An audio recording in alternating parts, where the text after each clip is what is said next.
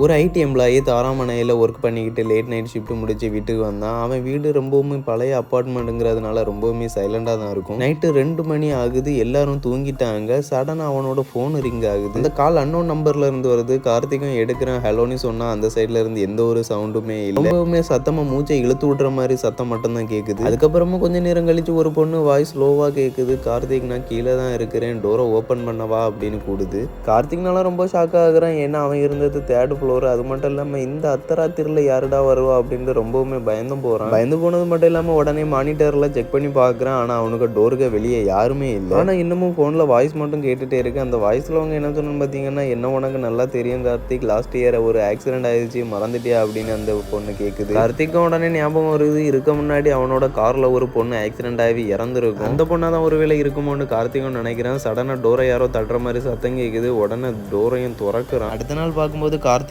கொடூரமான முறையில் கொல்லப்பட்டிருக்கான். இந்த கதையை பற்றி என்ன நினைக்கிறீங்கன்ட்டு கமெண்ட்ல சொல்லுங்க. பாய்.